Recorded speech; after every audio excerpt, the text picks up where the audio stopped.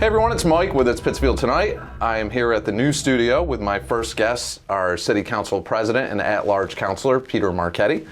Peter, thank you for taking the time to do this today. Thank you for having me. Absolutely. You're my guinea pig in the new studio. I was going to say, you called me a guinea pig earlier. You might as well put it out there.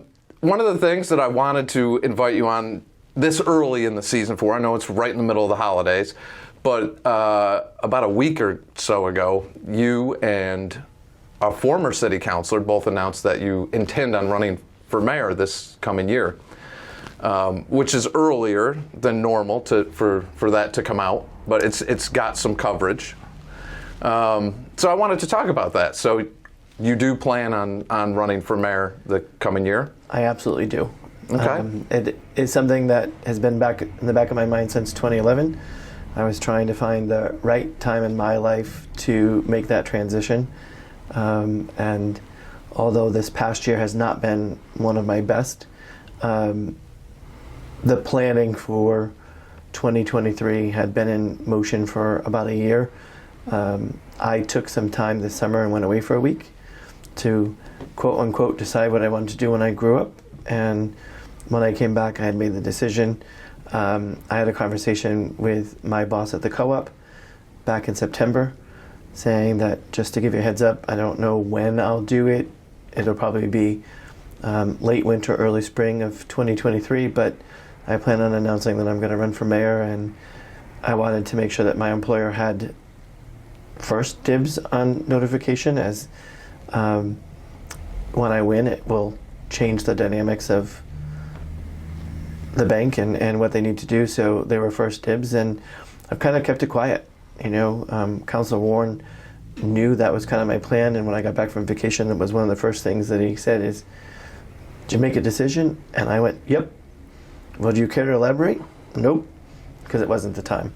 And honestly, if it wasn't for the fact that the Eagles started pushing for, "Are you in, are you out?"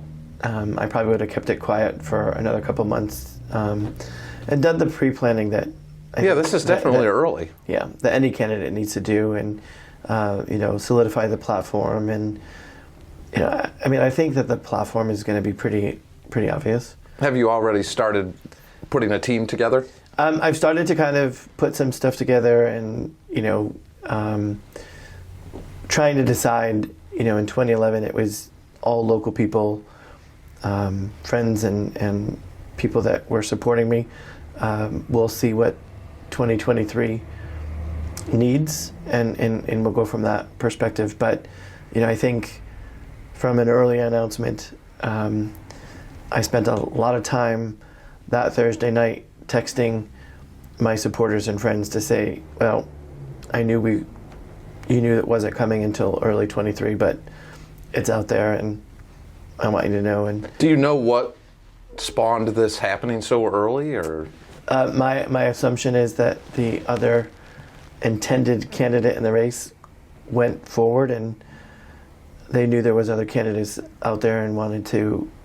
So you were contacted by other media? I was contacted by other media to say, okay. we just interviewed John Krol, and yes, we're curious to know if you have any announcements. And so I took the opportunity to announce, and I don't think it's been a secret.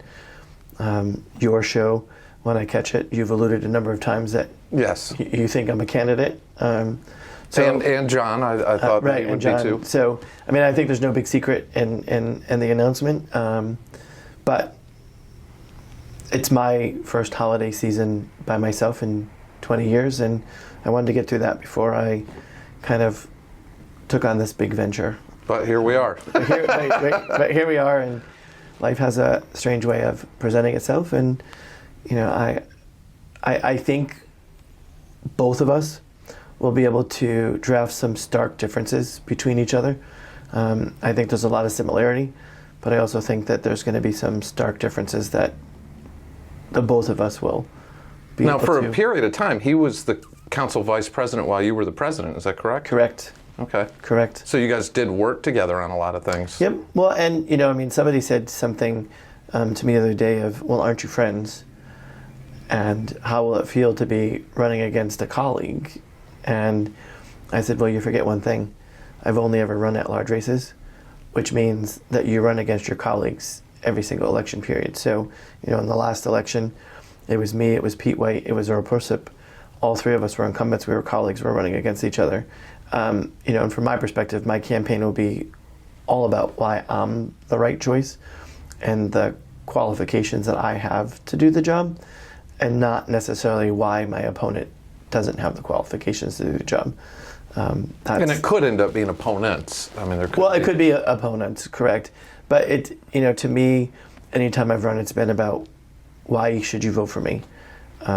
It's not been why should you not vote for the other people. I think we talked earlier, but I think the era of the vicious, the character assassination style politics, I think people are burnt on all that. I really do. I would agree. And I think that, all of us have something that can be thrown at you. I don't care who you are, right? You don't get to be 50-something years old and not have a oops moment in your life that can be thrown at you. But from that aspect, we all live in glass houses. Right. And if you throw, someone's liable to return the volley. And so my plan is... And it gets away from the issues, though. Correct. Correct. And I think that Pittsfield is at a pathway where it needs experienced, entrenched leadership. And we've talked before about Good Old Boy Network. Well, I think it'll be interesting, because if it's all about Good Old Boy Network, I'm curious to know who gets labeled that label. Well, that's true. As we go through that, there's a potential for a ton of change coming this election year too, because Chief of Police is leaving. You will be leaving as the city council president if you're elected mayor, so that leaves that seat open. Well, and regardless, and another at-large councilor. Right. Regardless, it's an open seat because you can't run for mayor and at-large, and so regardless, it's my intention to run for mayor, and so whatever happens in the election, I would not be the council president beginning 2024. Okay. So that's a lot of change in the city. That's definitely a change, and I don't think that's a bad thing. I think, as we look at the issues facing us, we know our downtown needs attention. We know that the homeless situation needs attention. And I really think that we need to kind of step up and lobby outside resources. There is no solution from within the city boundaries. Yes, we can do some things, but I think in order to solve the problem, we need a more holistic, statewide, national-wide approach.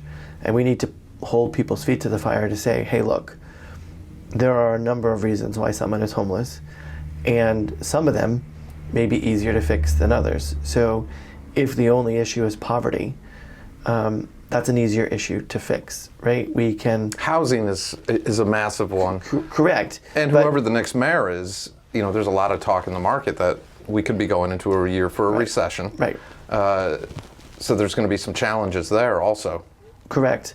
But, for the homeless situation, poverty is the easiest one to fix. And not saying it's easy, it'll be the easiest one to fix. But when you get into looking at the mental health issues and the addiction issues, those are much harder to fix. And, a number of people have said to me, well, that should be easy to fix. Just find them a place to live and get them a job and they'll be okay. And it's like, no, if they don't have the life skills to be able to function in that apartment and to have the wherewithal to get up every day and make it to work, you're only setting them up for failure. And so it's a much bigger issue than what we want to think it is. And I think what we lose sight of, or the general public lose sight of, is that every single one of those people are people. They're not a statistic, or they're not a number. And they're all individuals with a unique story. And correct. And, a couple years ago when you were at Springside Park really raising attention, there were many stories there. And to cover... we heard some together. Correct. And to cover them, it's almost impossible to kind of, and I think people think that you can just snap your fingers and here's a solution. With the chief of police announcing his retirement, we all know there's a need or a desire in the community for policing to change.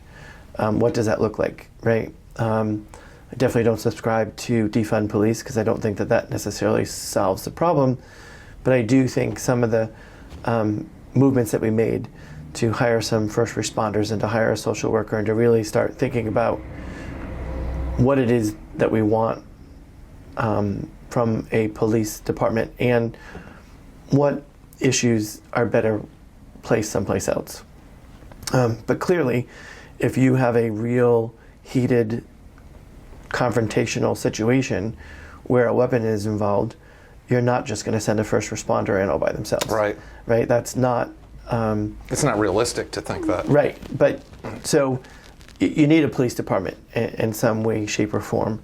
And what does that look like? How do you change the dynamic, or how do you change public perception?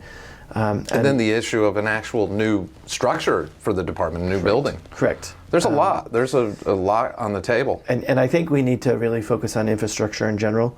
And that's a hard thing to say because that means money to solve these problems. But we also know, and we should have learned by now, that kicking the can down the road and fixing the problem 10 years from now only means a bigger price tag. And we need to find a way to kind of solve through that. I think from my perspective, I try to be more of a collaborator than a dictator. I want to get people to buy in to solutions and to buy into a pathway moving forward rather than dictate what that path is. And so for me, communication will be a vital piece of a Marchetti administration. Communication with the public, communication with the media, communication with department heads, communication with the city council. I